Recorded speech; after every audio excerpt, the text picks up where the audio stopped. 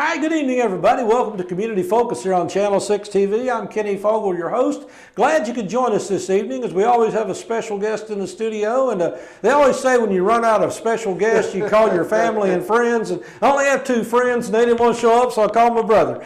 So first of all, my brother Gary Fogle, he's the one that probably I get more people ask about than anybody in the family. And Gary, first of all, welcome. Thanks for driving down from Louisville today. Hey, happy to do it. And yeah, I knew you were in a bind when you called me. But that's okay. Well, Gary spent many years at WHAS TV, WAVE TV, and now at Bellarmine. Well, let's talk a little bit about all three of those before we. First of all, I mean, I've heard some of the stories, but I'm sure there's some things I haven't even heard.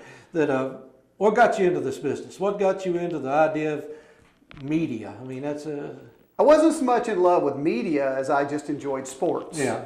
As you know, I played it not very well growing up, but I played it, and I always enjoyed being around athletics. And I thought about coaching at one time, but problem with coaching is oftentimes you get pigeonholed into one sport. Yeah. And I liked a lot of sports. I like to change with the season. So anyway, I tried it as an athlete. That didn't work out so well, but I wanted to stay around sports. That's how I got into sports broadcasting, and it just interested me. Now, you started out at University of Kentucky. I think you started at the college level. And a lot of people have a misconception that when you get into the field of broadcasting, that you basically walk in the door, they interview you, and they put you in front of the camera. I mean, there's a lot. You had to do a lot before you got in front of the camera. Oh yeah, you have to pay your dues just like any other business. But I did a lot of radio. As a matter of fact, I enjoyed radio much more than I ever enjoyed TV. TV to me was always too much Hollywood. The makeup, how's your hair look, what are you wearing? And I think that's more so for women than it is for men, unfortunately. But I always liked radio because radio was more basic. It just explained what was going on, and I thought you had more of a one-on-one connection with the viewer or listener. So I did do a lot of radio, then transitioned into television. But yeah, I've done a lot behind the scenes as far as shooting, taking pictures, editing, doing assignments for other reporters and anchors and things of that nature. I know you had to cover some news stories in your early years too. Yeah. That was not necessarily in the job description, but it come along. Yes. And over the years, you've had to travel. I mean, obviously traveled across the country following either the University of Louisville or University of Kentucky or somebody of that nature. So that's something that's got to be exciting to some degree. Is following when you're with a basketball team. Say you're with U of L. Do you feel like you're part of the team when you're with them, or they treat you like an outsider? How does that work? Well, no, I mean, they get to know the media that covers them, so they know you and they're friendly with you and accommodate you as best they can. Mm-hmm. The bigger the event, the more difficult it becomes to cover somebody because it's more media, there are more rules. You know, I went to the Final Four with Indiana one year, I went to the Final Four with Kentucky, and when you get to that point, there are so many rules and regulations and restrictions, it makes the job very difficult to do. I never really enjoyed that assignment too much. I liked covering Kentucky and Louisville, but more just during regular season games rather than tournament games. Okay, well, you mentioned Indiana, and I know that's one of the interviews we've talked about. You got an opportunity to interview Bobby Knight on occasion or two. Bobby Knight a little different than what he comes across on television, is he, or is he about the same? It depends on how he's feeling in that particular day. It's funny, we were in Washington, D.C. one year with them at the NCAA tournament, and you know how it's set up. They'll play, like, say they play on a Thursday, and then if they win, they play again on a Saturday. So they have a day off in between. And so they had played on a Thursday night, and they won. And then on Friday was their day off. Well, we took our satellite truck to one of the parks in Washington, D.C. We said, let's take a different setting. They're not playing today. Let's just go to the park, set up in the park, and do our reports that day from the park. So we're sitting in the truck editing, and I hear somebody come to the door to ask, this is back before cell phones. This was back in the late 80s, early 90s, before people had cell phones. And somebody comes to the door asking if they could use our phone in the satellite truck. And they needed to call somebody. Well, I'm kind of sitting around the corner. I can't see them, but I look at my photographer and I said, that sounds a lot like Bobby Knight. And it was. Yeah. He comes climbing up into the truck and he needs to use our phone. So actually the buddy who was with him uses the phone. So Bobby just sits down and starts talking to me. He must have carried on for 15, 20 minutes, just about everything in the world. You'd think he was the nicest guy ever lived. He said, how do you think we played last night? And I said, well, tell you the truth, Coach, I thought you looked pretty crappy. And he went, you're right, we do look crappy, you know. But he just carried on his conversation also. it was getting close to 6 o'clock in news time. And then he turned to say something to his buddy who was still on the phone. And I said to my photographer, I whispered and I said, if he's still here at 6 o'clock when it's time for us to go live, we're ditching this story we're putting together right now. And we're going live with Bobby Knight. But he had to leave. They had to take off. They had dinner plans or something. But that situation, he was just the nicest guy, laughing, comfortable, great to be around. But he has his moments. I mean, I think he always had the best intentions for his players, and I admire that about him. I just think sometimes how he went about it wasn't necessarily the right way. Yeah, I know you and I have talked over the years about some good interviews you've had and some bad interviews. I know you mentioned Pete Rose. I don't think he was necessarily your favorite person to interview. Well, I didn't really interview him one-on-one. I was with a group. Yeah. And I think it was a day after, we were up there, I guess it was opening day or something. He was the manager then. It wasn't when he was a player, he was the manager. I think they had played poorly on that game. He may have had money on it, lost money, I don't know. And maybe he was mad about that, They didn't beat the spread or whatever.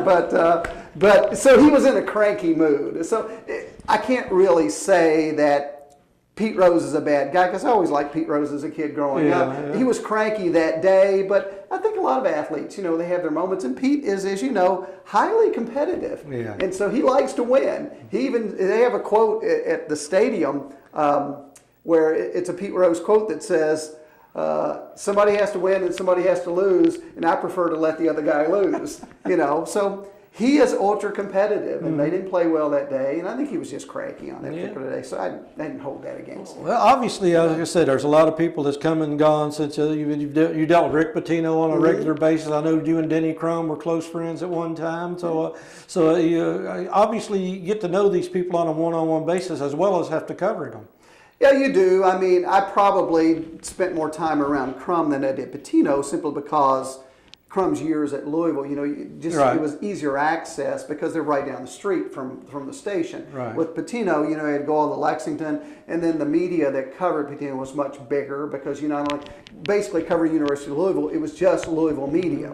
Whereas with Lexington, it was Louisville media, it was Lexington media, it was Danville media, it was Richmond media, it was Ashland media. I mean, it was Cincinnati. They come down from Cincinnati. Yeah. It's a lot bigger entourage you deal with, so you don't spend as much one-on-one time with them. Yeah, I know we've talked about basketball, baseball, football around in this area, but you had a hand at calling a few racehorses there now, a time or two, I believe, at one time. Secretariat hooked me. When Secretariat, not winning the Derby and not winning necessarily the Triple Crown, but the Belmont Stakes. I can go back and watch the Belmont Stakes from 1973 when he won by 31 lengths. And it's no lie, I still get goosebumps. I can pull it up on YouTube and watch it and still get chills and bumps on my arms. It is one of the most amazing performances I've ever seen in athletics. And that's what hooked me on horse racing. I still love horse racing. And I tried calling it a few times. But in order to get really good at that, you have to do it a lot. Oh, yeah. You have to do it almost. Yeah, I can't imagine calling a horse race because I've done a few little things myself, but colors going everywhere. So it's well, I mean, the first time I ever tried it, I memorized the field, and I started with an easy race where it was only like a 7-horse field. So I memorized them all in order. And then as soon as and I had them, I had them all in order. I could recite them. But as soon as, and I was just on tape, I wasn't doing it live or anything. As soon as they broke from the gate, well, of course, they didn't run in the order I had memorized them. So I was totally... Darn horses. Yeah. So you learn very quickly that you really... But, if you have average intelligence, and I figure that's where I am. I'm not super smart. I'm not super stupid. But I'm somewhere about average. Yeah. And if you work at it, you can get it down. I mean, I had listened to a lot of track announcers over the years and race callers over the years, so I'd kind of gotten the gist of how it works. And you have to understand horse racing. You have to know horse racing, obviously. And I follow horse racing, so I knew it pretty well. But the fact of getting to memorizing the names, because I'm that person who, you tell me your name, 5 seconds later, I've forgotten who you are. I'm one of those people who can't remember names. It must be hereditary, because I do the same thing. But if you work at it with memorizing the horses and the colors, then after a while, it comes pretty natural to you. And then you get to some farms like Claiborne Farm, Calumet Farm, what have you, that you know their colors because you've seen those. You actually owned a few thoroughbreds at one time. Of course, that's a very expensive hobby to have. Well, it was back when I was single and, no wife, no kids. I had a little money to play with. I was working at WHS at the time. I wasn't getting rich, but I had extra money that I could spend a little bit. And Buddy and I went into the business, and it was a great experience. We never won a race. I think the best we ever did was finish third. But, I would go to the barn. I'd hot walk the horse. I'd muck the stalls. I didn't know much about training. I mean, we had a buddy helping us with that who had a trainer's license. But we did all the grunt work.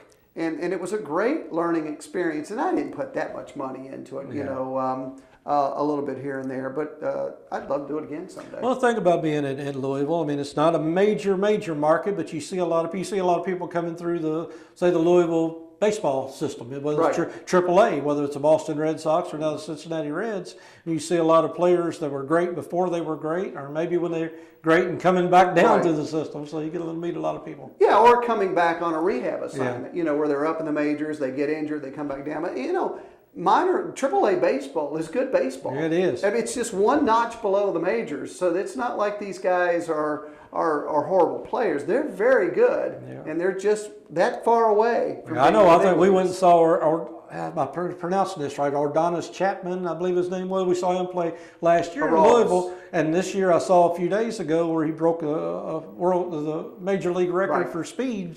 So got to saw the guy.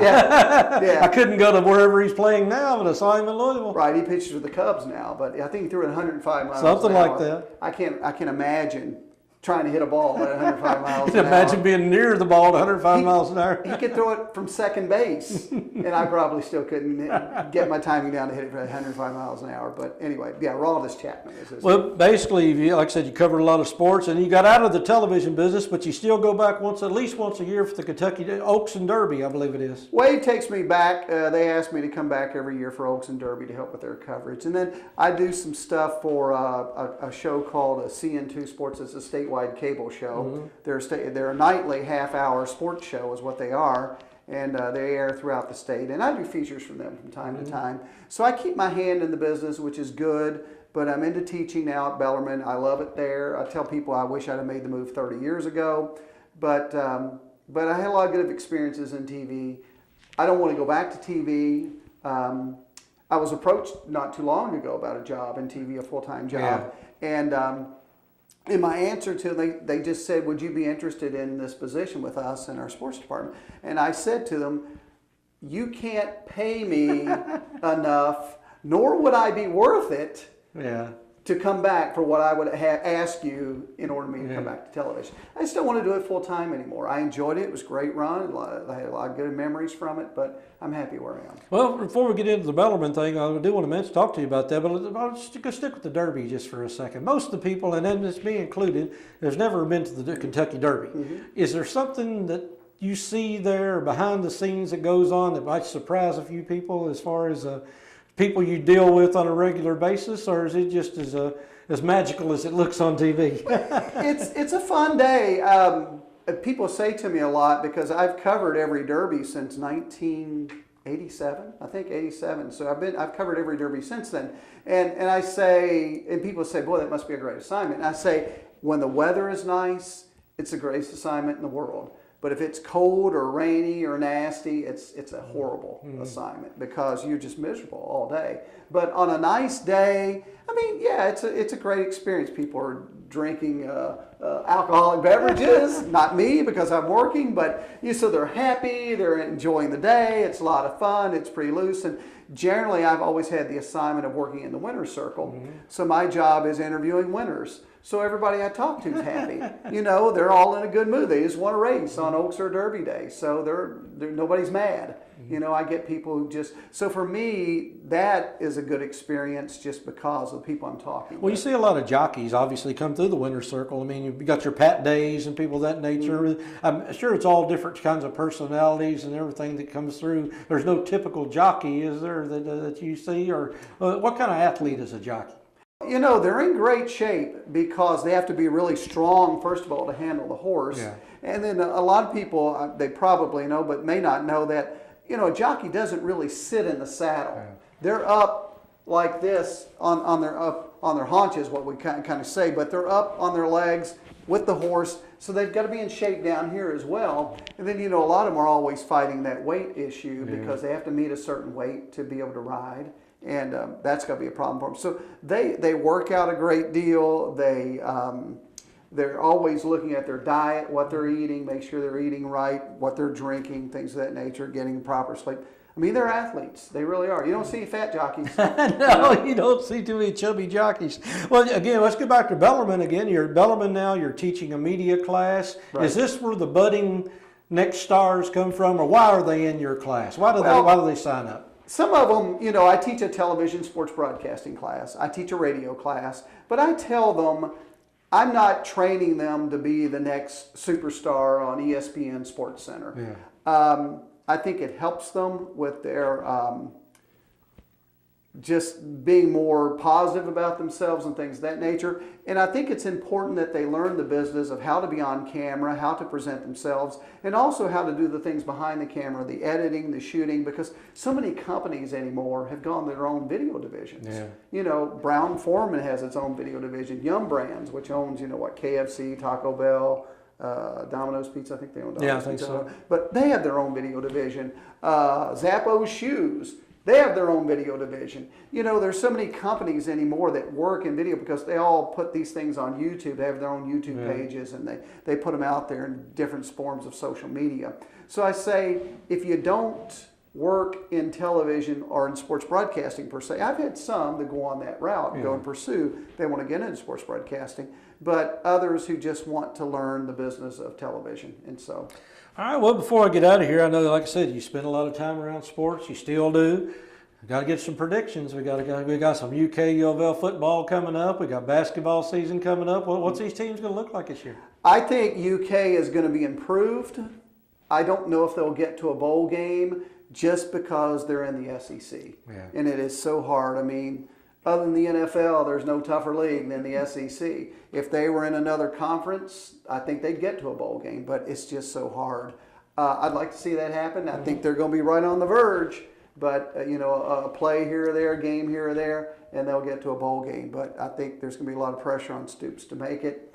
But they'll be close. Mm-hmm. What's it going to take? I know you're getting off the subject just a hair, but what's it going to take for you, UK, to eventually get in the elite of the SEC? Is that ever a possibility? I don't know. We keep talking about it. Yeah, I know it says talk about it every year. But the problem is the Alabamas and the Auburns and even the Georgia. I mean, Georgia struggled a little bit lately, but the Georgias and all those schools, I mean, football is priority there. Yeah. Kentucky is the only school in the SEC where football is not the number one game in town. I guess that's true.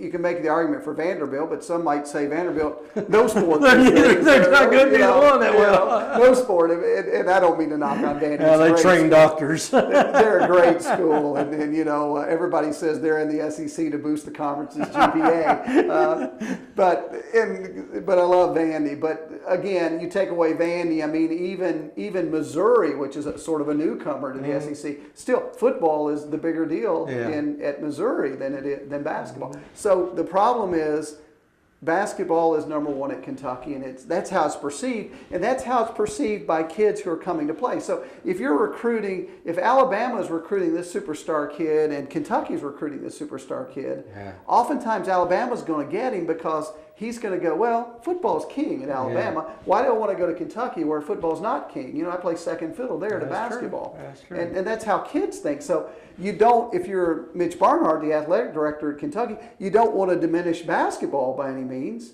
because it's your cash cow, but it's a double-edged sword. Mm-hmm. Kids are going, Kentucky, they got a 5-star kid in state who stayed at Kentucky and came to Kentucky took over Alabama this year. But if you got the kid from out of state who's looking at the two, he's probably going to go Bama because he wants to go where that sport is number one. And Pitino, what's going on there with the? They'll be good. The problem is they've got Clemson and Florida State in their conference, and Clemson and Florida State are going to be really good. Yeah. There's a chance Louisville could upset those two and move ahead of them. They're not favored to do that. Louisville will have a really good year. They're a really strong team, and if they stay healthy, they'll be good, and they'll go to a very good bowl game. I just don't know that they'll get by Clemson or Florida State. maybe So I'd say 9-3 for Louisville. I'm going to go. That sounds pretty decent. Kentucky, I'll go 6-6, maybe 6-6. 6 wins will get them a bowl. Get them in a game, bowl. So. Yeah, well, maybe we'll come back in here around November and handicap basketball. Maybe next year we'll do some horse racing. Well, I appreciate you taking the time. Sure. Now, I was going to ask you, what's the future? Hold? Is it television, radio, or teaching? But it sounded to me like you're pretty set on the teaching. Oh yeah. I plan. I think I tell everybody I'll be at Bellarmine until I'm 70. Yeah. That's what I'm shooting for, and unless they ask me to leave before then, that sometimes happens. But no, I'm very happy. I like that age group. I like working with the kids. Yeah. And, so it's been good for me. So. Absolutely. Well, all right. Well, like I said, appreciate you coming down from Louisville today. And I know you're busy, so appreciate you stopping in and helping me fill a spot here on the show. No problem. That's what families for. That's what we're for. If you can't interview somebody in the family. So, brother Gary Fogle, like I said, he spent many years in the media business, still in the media business. He's just teaching it now as much as he is anything. So, again, appreciate him being here. Appreciate you being here. So, stick around. We got a lot more to come here on our show tonight on Community Focus. We'll take a few messages from our sponsors and be right back.